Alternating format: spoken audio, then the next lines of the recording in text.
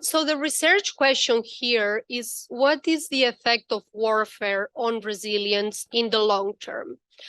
Here I show a picture from an ongoing conflict, the one in Syria, and it shows some of the disastrous consequences of conflict. There are currently 1 million people living in areas affected by conflict worldwide, and the war in Ukraine has been a reminder to Europe of the risk of conflict still ongoing in the continent.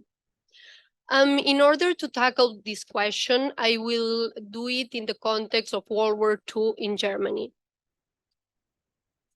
So what do we know about resilience in the context of war? The literature that exists already uses samples on veterans and also on children, and the outcome variable are post-traumatic stress disorder most of the time, but also other mental health disorder or other health outcomes. So my paper differs from the literature because I do this analysis on the general population.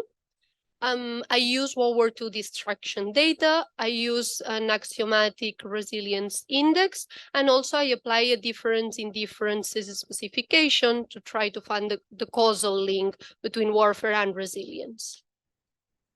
So here's a preview of the results. I find that war intensity has a positive effect on resilience, which suggests that individuals learn from adversity, from the shock of the war. This finding survives a range of robustness checks. I also do a cohort analysis, and this suggests that the older cohort are the ones that are more sensitive to the shock. And also I find that rural areas are less affected. And lastly, I propose different objective and psychological mechanisms that could be mediating the effect of warfare on resilience. So most of the municipalities in Germany were bombarded by the Allied forces during World War II. Here I show a distribution of the data I will use. This is a map of Germany. The information we have comes from the German Municipality Statistical Yearbooks of 1949. And there's only information on 200 municipalities from West Germany. In this map, darker colors represent higher destruction, higher level of destruction. And the areas in white, it means that there is no data. Even if a municipality was not bombarded at all, not destroyed at all, it's represented here in light blue. Now, what is relevant for this analysis is why some municipalities were more destroyed than others. This depended on the characteristics of the municipality, but there was also a random component, which was the weather conditions and also the technological development. So for the purpose of this analysis, I will combine two data sets. The data I just showed of World War II level of destruction in rubble per capita in cubic meters. And I will combine it with the German Socio-Economic Panel that contains data at the individual level. Although this is a very rich panel data set, I will keep only one observation per individual. And it will be for the year where the resilience variable is calculated. So how do I measure resilience in this analysis? I will use the index proposed by Ashem, Bossert, D'Ambrosio, and Vogele 2020, which was published in the Journal of Economic Theory. And this index, the objective of this index is to capture the ability to recover from adversity. The index ranges from greater than 0 to 1, and higher scores reflect higher resilience. I apply this index to satisfaction with health. To better understand the index, I show you an example of an evolution of a health variable, which is represented in the graph at the top of the slide. As you can see, there are two downspells of this in this evolution of satisfaction with health. The individual goes through two drops, experience two drops in the health satisfaction variable, and it recovers from both of them. Now, how is this resilience index calculated? Below the graph, there is the formula. In this formula, sigma I stands for downspell I. So for the first downspell is sigma 1, and the second downspell, the second drop, is sigma 2. And then in the numerator, the A is the magnitude of each of the drops. So in the first downspell, A equals 1, and in the second one, A equals 2.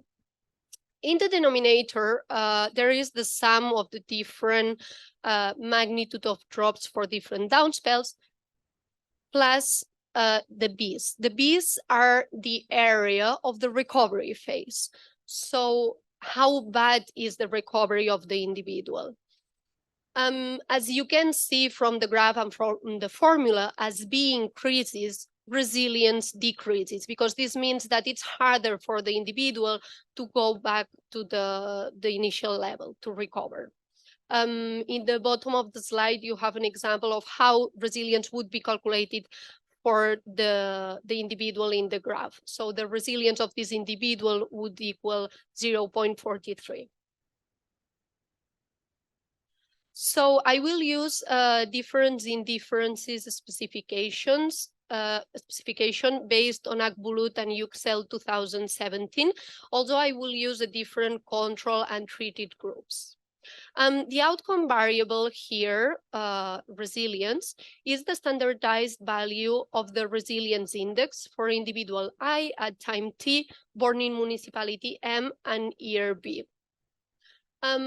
The main variable of interest is the interaction between war and distraction. War equals 1 if the individual experienced the war, and equals 0 if the individual was born after the war.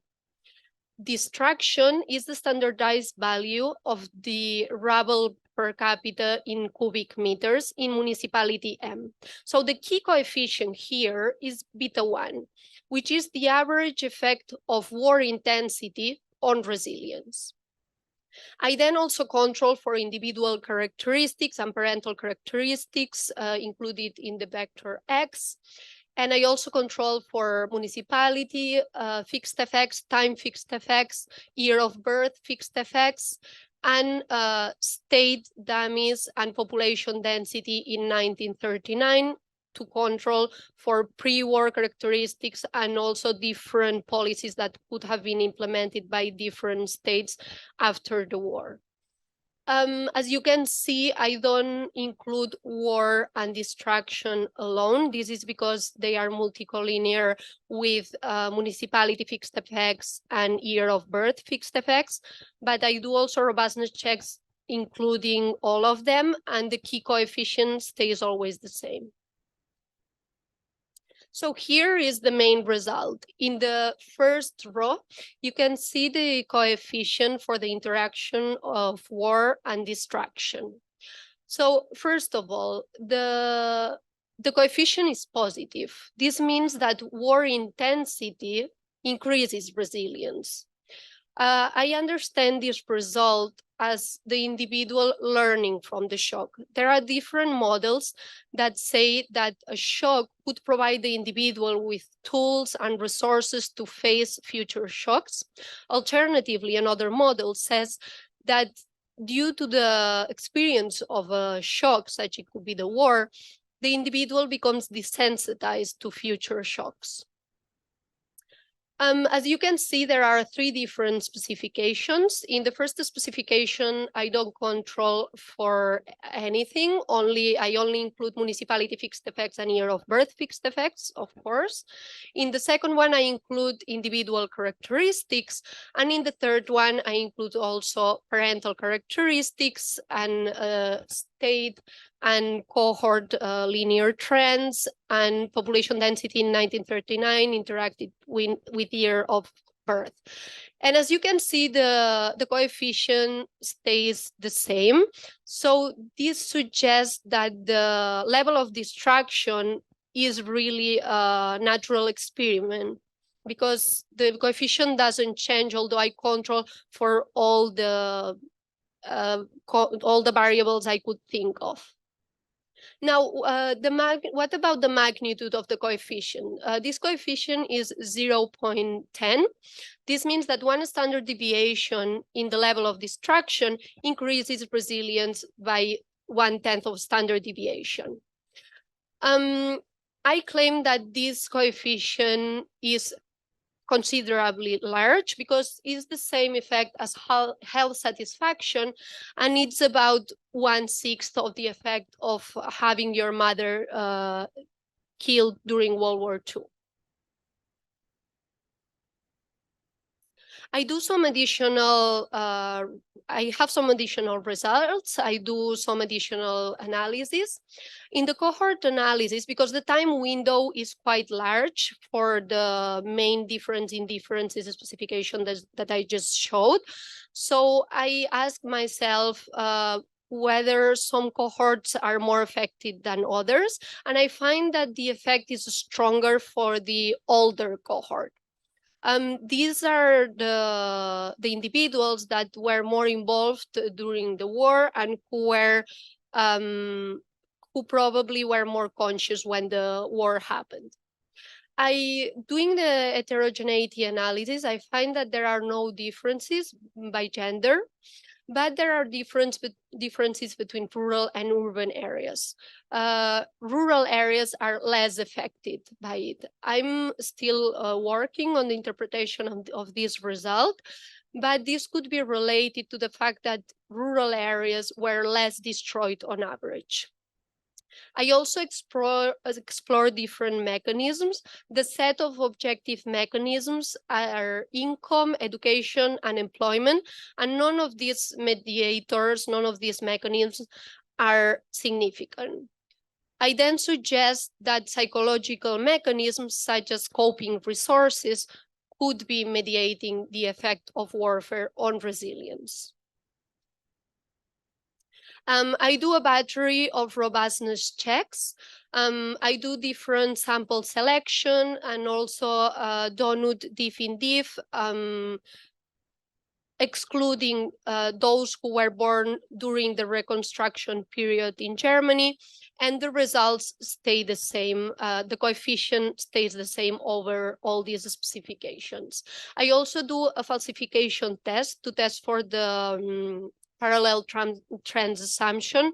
So I test what would be the effect of war intensity if the war had not happened, and I find that it wouldn't have had any effect on resilience. I also check for composition bias in the sample. I check for randomness, also for fertility decisions, and for the probability of death and the probability to move to another municipality due to the destruction. And I find that none of the results are confounded by these variables. So to conclude, this paper fills a gap in the literature because it's the first attempt to find the causal link between warfare and resilience in the general population and in the long term. I find this positive impact of war intensity on resilience, which I suggest is because the individuals learn from the shock, whether it is with resources or tools that can use for future shocks. I also find that older cohorts are especially sensitive to the war and that urban areas are more affected. Lastly, as we saw in the mechanisms, none of the objective mechanisms work. So I suggest that psychological mechanisms are mediating this main effect. Thank you very much for your time. Any questions? Yeah. Okay. There we go. So very interesting. what I'm thinking about is whether or not, I guess maybe two questions. Could you calculate the resilience measure using an objective measure of health? And because then I think you're really looking at a psychological outcome measure, health satisfaction. So it'd be very interesting, and then also people's recovery to it, if there was another mechanism. And then some other things to test for, other mechanisms like risk preference, they're not mechanisms, they're outcomes, other falsification placebo tests. So I'm thinking, you could test this same structure on a whole bunch of outcome measures, depending on what you have available in the data. Locus of control would be interesting, external versus internal. So I'm just curious if you've done this, thought about it, maybe you can expand upon what you've done. Yeah, I think that's it. Okay, thank you very much. Yeah, I thought about also doing it with an objective measure. I mean, of course, in terms of health, it's very difficult to find objective measures that also change over time. But maybe something could be done with, I don't know, hospitalizations or visits to the hospital. So that would be very interesting to look at. Then I don't test for risk preferences. I haven't looked at the locus of control, but thank you very much for the suggestions. It's something that I could look at in the future, so I'll have that into account. Thank you. Sorry. Yeah, I also like it very much. I have questions relating to other things, yeah, other side of the equation in a way. I find it striking that you don't find gender differences. Basically, all males, more or less all males, have been soldiers, at least if they have been old enough, whereas females not. So that may be related to birth, the age of birth or year of birth. So perhaps it's worthwhile to look a little bit into that, whether there are different effects. I mean, there are different war experiences. Yeah. Mm-hmm. And then the other thing I was wondering, you take the cutoff 46, I think, before and after, yeah?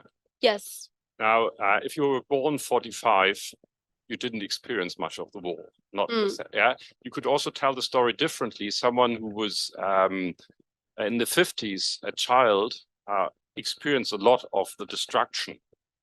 So have you played around with that cutoff? And that may also tell you what kind of experience may have an effect. Yeah, is it actually the war experience or the post-war thing, the destruction thing? Yeah. Mm-hmm. Yes, thank you. So I was also surprised by the zero difference between among gender, but I think this could be evidence on the fact that the way war intensity affects the civil population and the army is actually the same, because if there are no differences between these two groups, it could be, I mean, this could imply that there are no differences between these groups, civil and army. I also did gender differences by cohort, and there were also no significant differences. And yeah, about the threshold of 1945. Of course, I was also afraid that the positive effect that I find was because the control group was actually negatively affected by the destroyed institutions. So this is why I did the donut definitive, excluding all those who were born during the reconstruction period between 1946 and 1960. And even excluding those, I find this positive effect. And an additional check that serves for this explanation is that I also do a sample selection only comparing those that are more similar in age, closer to the threshold. And so they are more similar. They were kids when the war happened, basically. And I still get the same coefficient. Thank you.